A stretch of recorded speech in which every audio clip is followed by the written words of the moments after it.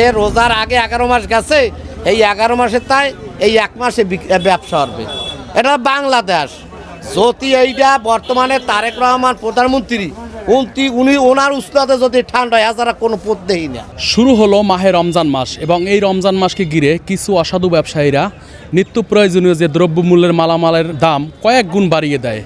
এবং আমরা রয়েছি দেশের একেবারে দক্ষিণ অঞ্চলে বরগুনা পাথরঘাটায়, এবং আজকের যে কাঁচা বাজার রয়েছে সেই সম্পর্কে আপনাদেরকে ধারণা দেব।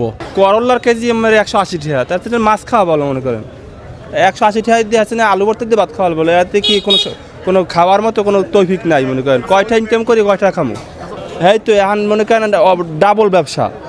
আর এইটা কি বিল কি সম্ভব? জনগণ কেমনে খাইবে, আমরা সাধারণ পাবলিক কেমনে খামো?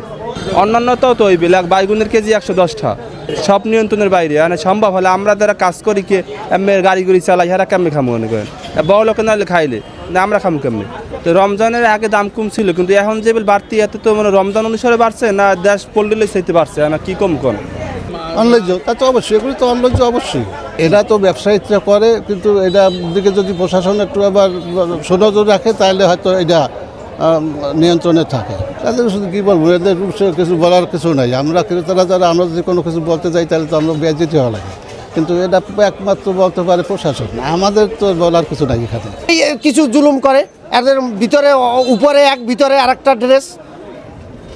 100 টাকার করলা যদি 101 টাকায় কিনে 180 টাকা বেচে, আমার দ্বারা 3-4 জন আইছে। এই জিনিসটা তো খুব খারাপ। এবং হে পুরা নামাজ পড়ে, মানে কেজিতে 80 টাকা লাভ করছে। 80 টাকা লাভ করছে। এখনো আছে নাকি? এই ইজারাদার নজরুল ভাই আছে সাক্ষী, সেই আমার এনে ভাই ফোন দিছে। কেনছেন কত করে বলছেন? 150 টাকা। কেজিতে কয় টাকা লাভ করা লাগে? এই যে ওই তো 80 টাকা চাই, হ্যাঁ 80 টাকা চাইছে। 180 টাকা চাইছে, হ্যাঁ। 30 টাকা লাভ করা লাগবে না? তো হয়তো কমাইও তো সময় তো বেশি, হ্যাঁ বেশি তো সময়। আসলে রমজান মাসে আমরা মুসলিম হিসেবে কম রাখার কথা না। স্যার পাইতো না, এত পাই না মাল, এই দুগ্গ পাইছি। সত্য কথা কইতে গেলে সবাই দই ভেঙে যায়। বাংলাদেশে যদি রোজা দেয় তাই রোজা প্রত্যেকটা মালের দাম বাড়তি হয়।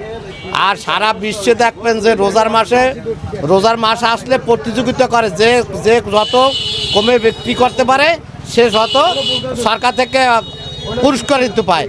আর আমাকে বাংলাদেশে সন্ত্রাসীদের 1 নম্বরে ফার্স্ট, হাতে মাল যদি কেনে 10 টাকায় বেচা আরম্ভরে 30 টাকায়।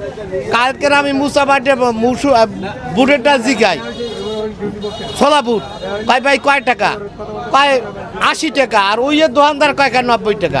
তাই এরা তো ইচ্ছেকৃতভাবে দোকানদারা বাড়ায়, এত তো কাস্টমারে বাড়ায় না। কাস্টমারে এটা আন্দোলন করা উচিত, কিছু কিছু মানুষের আন্দোলন, যে রোজা দেখলে কারণ কি, উদ্দেশ্য কি, এত দাম বাড়তি কা? রোজার আগে শসা বেশি 50 টাকা, এখন বর্তমানে 100 টাকা। এটা তো সাধারণ মানুষের বোঝানো যাইবে না, পাই আমরা কিনে খাই। হ্যাঁ, রোজা দেখছে এই জন্য কেনা শুরু করে। বাংলাদেশের সবচেয়ে রোজা আইলেই দাম বৃদ্ধি হয়ে যায়, প্রত্যেকটা মালের দাম বৃদ্ধি হয়। এইটা আমিও হোক আর একজন হোক, যে কোনো মানুষই হোক, রোজার মাসটায় দেখলে দাম বাড়িয়ে যায়। নিয়ম অনুযায়ী হ্যাঁ। তো